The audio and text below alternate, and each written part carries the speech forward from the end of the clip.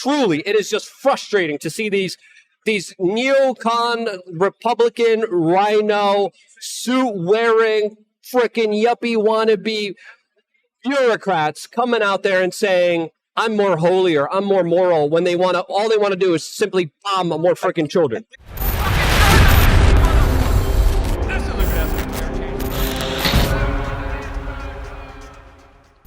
Back to what's going on in Ukraine, because I think it's a very dangerous situation. And we've seen a lot of the front runners kind of flip-flop on this particular position, specifically DeSantis, but also Trump in a way too. I wanted to get your guys' take. Out of the Republican field, who do you think has the best foreign policy? Who are you most hopeful for not to worship at the Moloch altar of the military-industrial complex and sacrifice a bunch of innocent lives? Well, for those who don't know, I'll say the alleged flip-flopping of DeSantis. Tell people what the flip was and what the flop was. Well, Tucker Carlson, when he was still on Fox News, asked every single candidate what would be his or her position on the Ukraine war. And Ron DeSantis came out and gave a middle-of-the-road, flip-flopping kind of political answer that could have been interpreted in many different ways. He got negative feedback because of it from the corporate media that said that he wasn't a warmongering enough. Then he came back with another statement saying, no, Russia's bad, Putin's bad. And he regurgitated the establishment talking points, and he waffled on this very particular issue because a lot of people say, where is Ron DeSantis going to be on foreign policy? A lot of people don't know. It could be a very neoconservative foreign policy, but he has yet to give a clear answer. If I'm in the spin room, I'm going to definitely ask him, yes or no, no political answers. Are you going to prolong the war, or are you going to stop the war? What's your stance? Well, stop the war. They're going to say, we all want to stop the war, but it just has to be with victory for regime change and surrendering or transferring land that has already been. Give up Crimea, leave the Donbass region, and Putin is no longer in power. That's how they want to end the war. That sounds like a very Mike Pence, Nikki Haley, neoconservative bloodletting answer. But I'm interested to see Vivek's response to this and DeSantis, because I think this debate, outside of Trump and Tucker that are going to try to take away all the audience here at 8:55 p.m. Eastern when they're going to be live streaming, outside of that, this is really the Vivek DeSanta show, in my opinion, where the two are going to go at it. And I think we're going to see a clear, definitive number 2 place out of this Republican presidential debate. What do you guys think? I agree. I think that it's definitely a DeSantis and Vivek show tonight. I mean, as far as the war and their positions on that, we already know where they're going. We already know that they love war. I mean, this isn't, it's not rocket science.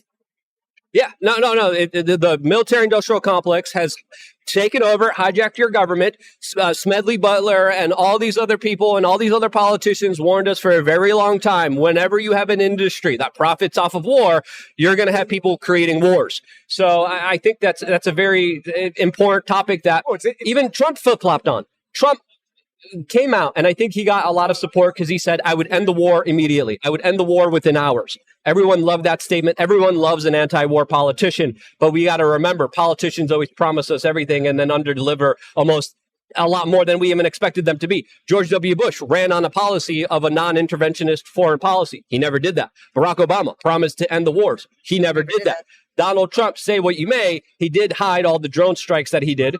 He did. Ivanka Trump, his daughter, according to Trump's own son, cried to him and then made him bomb Syria. Bad luck, all right, as we were on the verge of also a very close war with Iran. So Trump came out a couple weeks ago as well and said, you know what, we should get billions of dollars. I'm paraphrasing this. This is not his exact statement because the people are going to be like, yeah, you never Trumper, you said this right. I'm paraphrasing here, but he said, no. Now it's Europe's turn to give Ukraine billions of dollars, and then they need to do it. Which is essentially, fine, by the way. Which is a fine statement, by the way, to me. It's absolutely fine to say, maybe we don't have to fund literally every war forever. They're the ones that are the most uniquely and directly impacted. Just look at the pipeline, right? Which some exploded all on its own. But you have the energy crisis there. You have all sorts of things. And they're like, well, I think it resonates with a lot of people. It's like, hey, maybe let someone else pay for it. Literally for once in history. Can you believe that you mentioned it? We've all stopped talking about the sabotage of the Nord Stream pipeline. Yep. Because it disappeared into the ether. I'll say this. I don't think it's going to be a Vivek versus DeSantis tonight. It's going to be a Vivek runaway stolen show. There will be nobody who's going to be able to compete with Vivek speaking in real time, speaking without a teleprompter. His answer to Tucker Carlson on foreign policy, Ukraine, was the right answer. I think some people didn't like it because it involved saying, look, What was it for the people who didn't see that? Oh, well, as far as I remember what he said, so they're going to have to agree to concede some stuff. Yes, You're gonna, both sides. both sides. You're not getting regime change. You're not getting Crimea back. And you're going to have to give and take a little bit on the Donbass disputed region, which was Zelensky's election promise to negotiate that peace. But when politicians say the right thing very smoothly and very convincingly, you should question it. Vivek is saying a lot of the right things right now. The question is going to be, if and ever he gets into power as president or VP, does someone sit him down in a room and say, yeah, it's nice that you said that, but that's not how it works. It's not how it's going to work. Yeah, and truly, it is just frustrating to see these neocon Republican rhino suit-wearing frickin' yuppie wannabe bureaucrats coming out there and saying, I'm more holier, I'm more moral, when all they want to do is simply bomb more freaking children.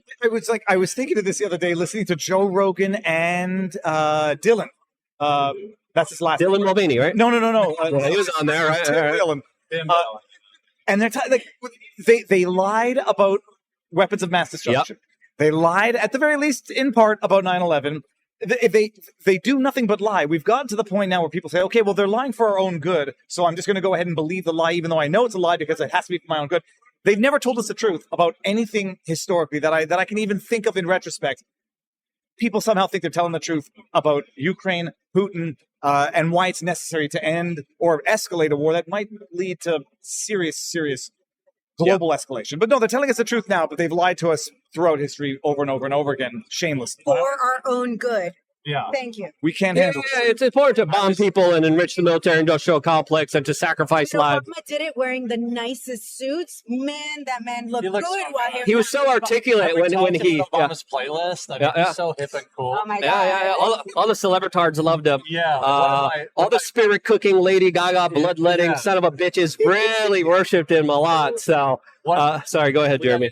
Put the microphone up a little bit. One of the things I really liked was the duality of Russia is the most important, most frightening military power in the world that we must rise up and crush. And they can't even win in Ukraine. Like, they look ridiculous. We see footage of tanks that are 100 years old. But for the last 20 years, we've been told, oh my God, like Putin and Russia, they're global domination. They're going to take over the world. I mean, they can't take over 100 square miles, but the United States, it's our number one military concern, is what Russia's doing. But even if that were the rationale, everything that they've done, sanctioning Russia has really only crippled the West and actually not affected Russia. It's driven Russia into the ever-loving arms of China. I mean, it's everything that they've done in the response has been net negative for the West and net positive for Russia and China. It's almost like there's success in failure. I'm going to actually coin that. That's not bad. Yeah. There's success in failure when it comes to the government. Oh, yeah, that's a good. So everything they've done has been systematically wrong. The only people paying for it are the citizens and the Ukrainian civilians. And the war machine churns on with the blood of its victims. Absolutely. And it's just, I don't have any, I don't have any hope. I mean, other than kind of Vivek on his answer, I mean, I don't think anyone has really flushed everything out. And I think DeSantis, everything really started to fall down from him when he waffled, when he retreated, he backtracked and said, yes, establishment, just tell me what you want me to do on Russia. And you can't have a president like that the corporate media is dictating and bullying around. And I think that's why we have the Trump phenomenon as prominent as it is, because he brings in the corporate media. He gives them all the exclusive interviews, but he also fights back against them. Some would say effectively, some would say ineffectively.